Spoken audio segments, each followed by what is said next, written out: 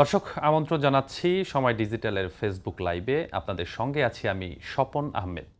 আজকে আমরা একটি বিষয় নিয়ে আলোচনা করব। আজকের আলোচনার বিষয়টি হচ্ছে গ্রামের দ্বন্দ্বেও দেশি বিদেশি অস্ত্রের ব্যবহার। দর্শক, আমরা নিশ্চয়ই জানি যে আসলে গ্রামের যে দ্বন্দ্বগুলো হয়, যে বিষয় নিয়েই হোক, যে দ্বন্দ্বগুলি হয় সেই দ্বন্দ্বগুলিতে কিন্তু বা মারামারি সংঘর্ষ যেটাই হোক, সেখানে কিন্তু বিদেশি বা দেশি যে আগ্নেয়াস্ত্র ব্যবহার সেটি কিন্তু আগে ছিল না। কিন্তু ইদানিংকালে দেখা যাচ্ছে এই ধরনের যে সংঘর্ষ, মারামারি বা দ্বন্দ্ব বলেন, যেটি ব্যাপক আকার যখন ধারণ করে, এই ধারণ করার পরেই আসলে এই সংঘর্ষগুলোতে দেখা যাচ্ছে ইদানিংকালে বড়, বড় ধরনের আগ্নেয়াস্ত্র অর্থাৎ শটগান থেকে শুরু করে যে বিদেশি অস্ত্রগুলো রয়েছে, সেই ধরনের অস্ত্রের ব্যবহারও কিন্তু করা হয়েছে। আজকে এমনই একটি বিষয় নিয়ে আলোচনা করব। আজকে নরসিংদীর রায়পুরায় গত কয়েক মাসের যে বিশ্লেষণ, সেই বিশ্লেষণ অনুযায়ী সেখানে এই ধরনের সংঘর্ষের ঘটনা বেশ কয়েকবার ঘটেছে এবং এই সংঘর্ষের ঘটনাতেই অন্তত ৫০ জনের মতো আহত হয়েছেন এবং এই ৪-৫টি ঘটনায় আসলে ৫ জন ব্যক্তি মারাও গেছেন। তো এই নিয়ে আজকে রাজধানীর কারওয়ান বাজারে র্যাব মিডিয়া সেন্টারে একটি ব্রিফিং করে র্যাব ১১ পক্ষ থেকে এবং এই ব্রিফিংয়ের পরেই আসলে এই তথ্যগুলো উঠে এসেছে। আমরা এই ব্রিফিংয়ের প্রেক্ষিতে একটি নিউজ আসলে দেখতে চাই এবং নিউজ দেখার পরেই বিস্তারিত আলোচনায় আসতে চাই।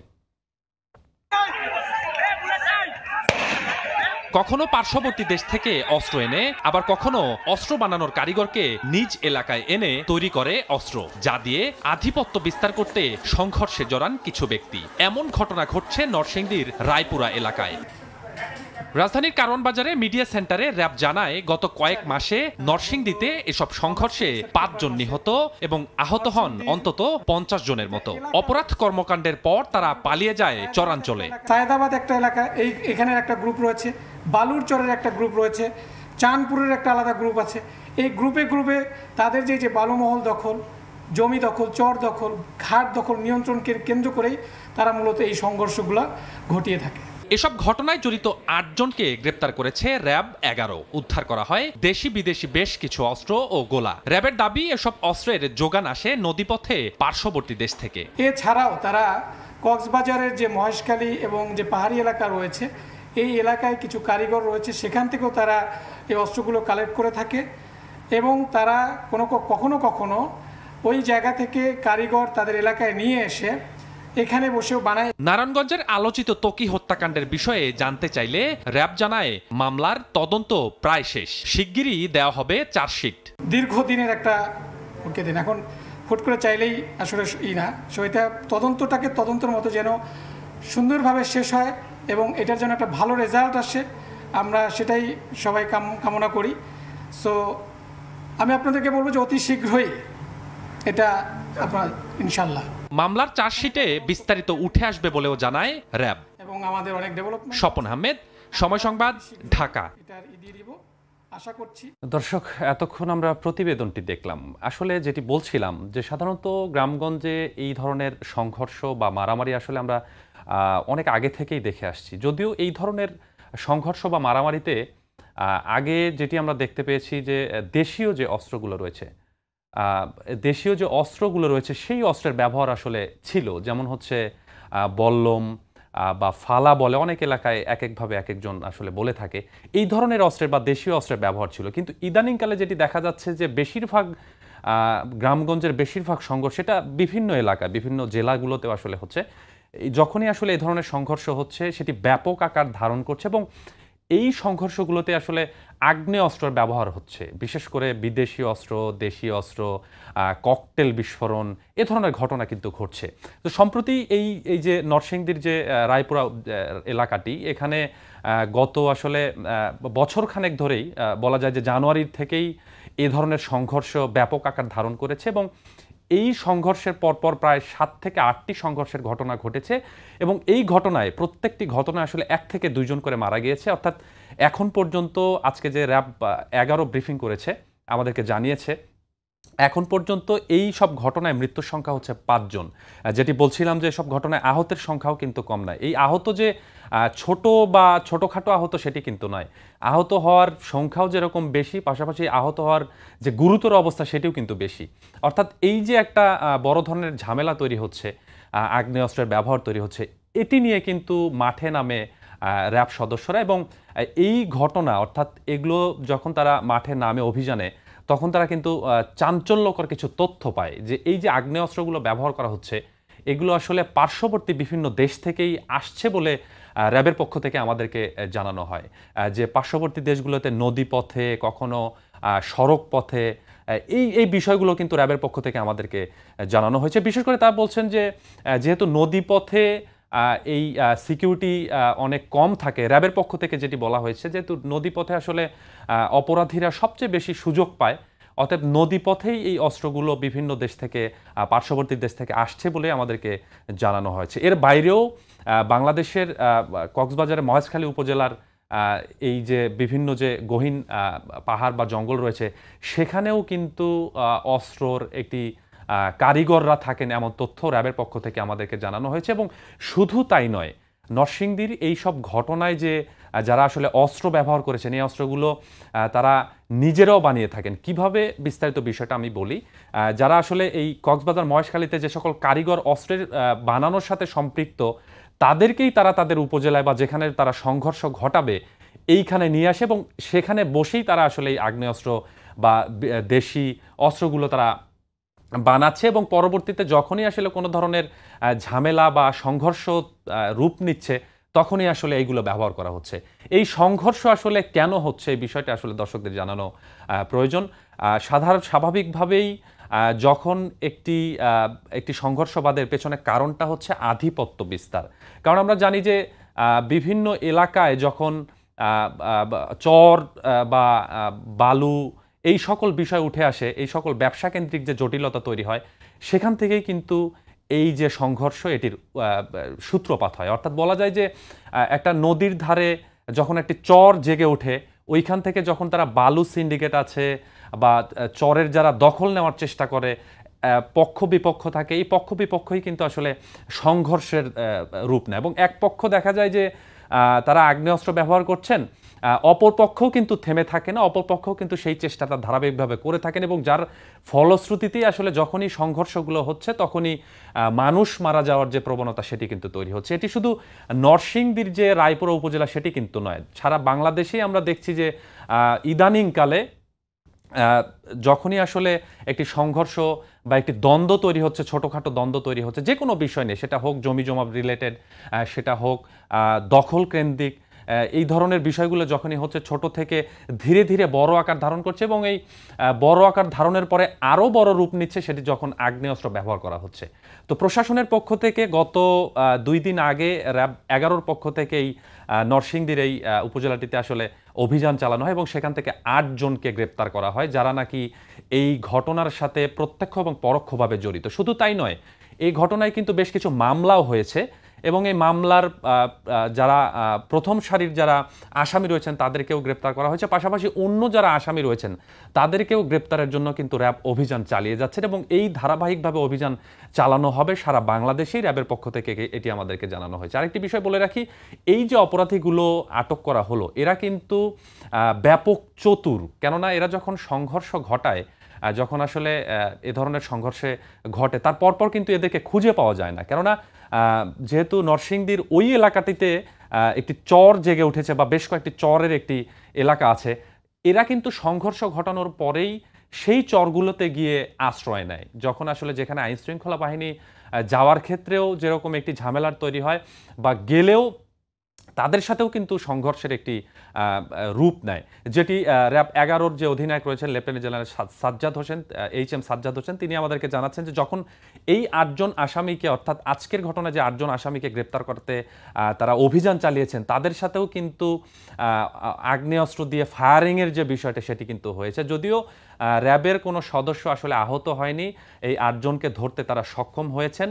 এবং পরবর্তীতে আজকে কারওয়ান বাজারে র্যাবের যে মিডিয়া সেন্টার রয়েছেন, সেখানে তারা আমাদেরকে ব্রিফ করে এই বিষয়গুলো আসলে জানালেন। তো এই র্যাবের যে আজকে ব্রিফিং হলো, আমরা যেহেতু এই র্যাব 11 হচ্ছে নারায়ণগঞ্জ যে অঞ্চল রয়েছে, এই অঞ্চলেরও আওতাধীন, তো স্বাভাবিকভাবেই আমরা একটি এই লেফটেন্যান্ট কর্নেল HM সাজ্জাদের কাছে একটি প্রশ্ন করেছিলাম যে গত 2013 সালের তোকি হত্যার যে ঘটনা, এই ঘটনা আসলে র্যাবের পক্ষ থেকে কি ব্যবস্থা নেওয়া হয়েছে বা এটার আপডেটটা কি? তখন lieutenant general HM. Sajjad Hossain আমাদেরকে যেটি জানালেন যে দীর্ঘদিনের একটি তদন্তাধীন মামলা। এই মামলার কিছুটা উন্নতি তারা করতে পেরেছেন। অর্থাৎ তিনি আমাদেরকে পরিষ্কারভাবেই বললেন যে প্রায় শেষ পর্যায়ে, তদন্তের একদম শেষ পর্যায়ে তারা চলে এসেছেন। হয়তো অল্প কিছু দিনের মধ্যেই তারা তদন্ত শেষ করবে এবং এই যে তদন্তে এবং পরবর্তীতে যে কোন কোন আসামি আসলে এখানে জড়িত ছিল বা কারা ছিল না, এই বিষয়গুলো উঠে আসবে এবং খুব শিগগিরই এই তদন্তের চার্জশিট প্রেরণ করা হবে এমনটি, অর্থাৎ ত্বকী হত্যার যে ২০১৩ সালের যে হত্যাকাণ্ডটি হয়েছিল সেই হত্যাকাণ্ডের যে তদন্ত সেটি খুব শীঘ্রই শেষ হবে এবং খুব শীঘ্রই র্যাবের পক্ষ থেকে এই তদন্তের চার্জশিট দেওয়া হবে বলে lieutenant colonel HM. Sajjad Hossain আমাদেরকে জানিয়েছেন। তো সব মিলিয়ে শুধু নরসিংদী রায়পুরায় নয়, সারা বাংলাদেশের পরিস্থিতি এখন এমন। র্যাবের পক্ষ থেকে যেটি আমাদেরকে জানানো হয়েছে যে যেখানেই আসলে সংঘর্ষ ঘটছে সেখানেই আগ্নেয়াস্ত্রের ব্যবহার, বিশেষ করে বিদেশি দেশি অস্ত্রর যে ব্যবহার সেটি চলে আসছে এবং এটি কিন্তু অন্যান্য যারা রয়েছেন, ওই এলাকার অন্যান্য যারা সাধারণ মানুষ রয়েছেন, সাধারণ বাসিন্দা রয়েছেন, তাদের কিন্তু ব্যাপক একটি সমস্যার তৈরি হচ্ছে এবং তারা আতঙ্কেও থাকছেন যে কোনো কারণ নেই, যেহেতু স্বাভাবিক একটি ঘটনা আসলে বড় আকার ধারণ করছে এবং সেখানে এ ধরনের আগ্নেয়াস্ত্র ব্যবহার করা হচ্ছে, তো স্বাভাবিকভাবে মানুষের মধ্যে কিন্তু এলাকায় আতঙ্ক রয়েছে। তো আজকের যে ব্রিফিং, সেখান থেকে কিন্তু ২টি বিদেশি পিস্তল এবং ৫টি ২ নলা বন্দুক এছাড়াও আরও অন্যান্য যে আগ্নেয়াস্ত্র ছিল, এর মধ্যে আপনার ৩৫ রাউন্ড গুলিও কিন্তু উদ্ধার করা হয়। তো সব মিলিয়ে যেটি বলছিলাম যে আজকের র্যাবের পক্ষ থেকে যেটি জানানো হয়েছে যে এই যে অস্ত্রগুলো আসছে এটি আসলে পার্শ্ববর্তী বিভিন্ন দেশ থেকে বিভিন্ন পথ দিয়ে আসছে এবং র্যাবের পক্ষ থেকে যেটি জানানো হলো যে বেশিরভাগই আসছে হচ্ছে নদীপথে। যখনই আসলে যেটি বলছিলাম কিছুক্ষণ আগেই যে আমরা প্রশ্নও করেছিলাম যে নদীপথেই বা কেন, তখন র্যাবের পক্ষ থেকে আমাদেরকে জানানো হলো যে নদীপথ হচ্ছে অপরাধীদের সবচেয়ে বেশি নিরাপদ তারা মনে করে, কেননা নদীতে নাকি এই ধরনের আসলে কোনো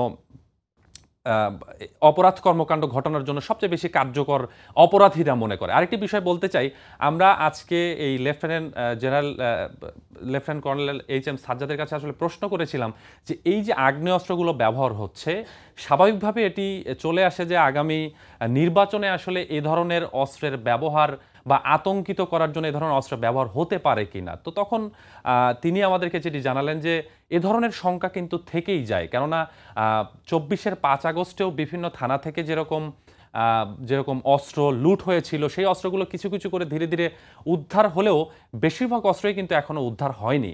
তো স্বাভাবিকভাবে উনি যেটি জানালেন যে এ ধরনের অস্ত্র বা যেগুলো লুট হয়েছে বা নতুন করে যেগুলো বাংলাদেশে ঢুকছে, এই অস্ত্রগুলো আসলে পরবর্তীতে নির্বাচনের প্রেক্ষিতে স্বাভাবিকভাবে এটি একটি উত্তাপ তৈরি করতে পারে।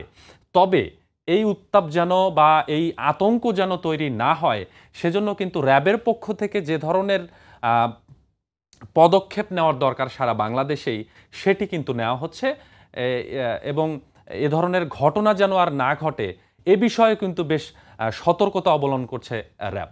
তো এই ঘটনাগুলোকে নিয়েই আসলে আমাদের আজকের বিষয়টি এবং র্যাবের পক্ষ থেকেও যেটি জানানো হলো যে এই সব ঘটনায়, অর্থাৎ জানুয়ারির পর থেকে এখন পর্যন্ত এই কয়েক মাসে নরসিংদীর রায়পুরা উপজেলাতেই ১০ থেকে ১২টি এ ধরনের সংঘর্ষের ঘটনা ঘটেছে এবং বেশিরভাগ ঘটনাতেই এরকম আগ্নেয়াস্ত্র এবং প্রতিটি ঘটনাতেই আসলে আগ্নেয়াস্ত্র ব্যবহার করেছেন এবং যখনই আসলে এ ধরনের ঘটনা ঘটছে তখনই ১-২ জন করে মারা যাচ্ছেন এবং সর্বশেষ এই মারা যাওয়ার সংখ্যা হচ্ছে ৫ জন এবং আহতের সংখ্যা ৫৫ জন। আশ্চর্যের বিষয়, যেটি আপনি চমকে যাবেন দর্শক, যেটি বলতেই হয় যে আজকে গতকালকে যখন অভিযান চালিয়ে এদেরকে এই সকল অপরাধ কর্মকাণ্ডের সাথে যারা জড়িত তাদেরকে গ্রেপ্তার করা হয়েছে এবং আজকে এটি নিয়ে ব্রিফ করা হয়েছে দুপুর ১২টার সময় কারওয়ানবাজার র্যাব মিডিয়া সেন্টারে। মজার বিষয় হচ্ছে ওই এলাকাতেই কিন্তু আজকেও একইভাবে, অর্থাৎ এরকম জমিজমা রিলেটেড একটি সংঘর্ষে কিন্তু আজকেও দুপুরের পরপরই ২ জন ব্যক্তি মারা গিয়েছেন। আমরা যতটুকু জানতে পেরেছি, আমাদের ওইখানকার যারা প্রতিনিধি রয়েছেন তিনি আমাদেরকে আহ, আহ, আহ, যিনি জানালেন যে ওইখানে আজকেও সংঘর্ষে 2 জন ব্যক্তি মারা গেছে। তো সব মিলিয়ে বলতে হয় যে এই যে ঘটনাগুচ্ছ, এই ঘটনার আতঙ্ক কিন্তু থেকেই যায়। কারণ স্বাভাবিকভাবেই যেটি বলছিলাম যে যখনই কোনো ছোট ছোট সংঘর্ষ ঘটছে, এই সংঘর্ষ যখন বড় আকার ধারণ করছে, তখন আসলে বিগত বছরগুলোতে বা অনেক আগে আমরা যতটুকু দেখতাম যে যে কোনো সংঘর্ষ, গ্রামগঞ্জে সংঘর্ষ লাগতেই পারে বা লেগেই থাকে, তখন আসলে এ ধরনের আগ্নেয়াস্ত্রের ব্যবহার কিন্তু একেবারেই ছিল না। তো এই যে এখন এই যে আগ্নেয়াস্ত্র বিভিন্ন দেশ থেকে আসছে বা বাংলাদেশেও যে সকল মানুষ আসলে আগ্নেয়াস্ত্র বানানোর বা বানানোর সাথে জড়িত রয়েছে, তাদেরকে ওই সব উপজেলায় নিয়ে গিয়ে আসলে বসে থেকে এ ধরনের আগ্নেয়াস্ত্র তৈরি করছে। তো এটি কিন্তু সাধারণ মানুষের মনে একটি আতঙ্কই তৈরি করেছে। তো সব মিলিয়ে সাধারণ মানুষের যেটি প্রত্যাশা যে এ ধরনের অস্ত্রের ব্যবহার আসলে কমে আসবে এবং গ্রামগঞ্জে যে দ্বন্দ্বগুলো হয় সেই দ্বন্দ্বগুলো আসলে না হোক, এটি কিন্তু সাধারণ মানুষের চাওয়া এবং সাধারণ মানুষ এটিই কাম্য করেন যেন আতঙ্ক ছেড়ে নিরাপত্তে আসলে তারা বাঁচতে পারেন। তো এই ছিল আজকের যে নরসিংদীর রায়পুরায় যে ঘটনাগুলো ঘটেছে সেই নিয়ে আজকের যে র্যাবের একটি সংবাদ বিজ্ঞপ্তি বা ব্রিফিং, সেটি নিয়ে আমার কাছে এখন পর্যন্ত সব শেষ। তো শেষ করব আমরা। আপনাদেরকে ধন্যবাদ জানিয়ে আজকের মতো বিদায় নিচ্ছি। আমি আপনাদের সঙ্গে ছিলাম আমি স্বপন আহমেদ। আবারও নতুন কোনো বিষয় নিয়ে আপনাদের সঙ্গে দেখা হবে। সঙ্গেই থাকুন সময়ের।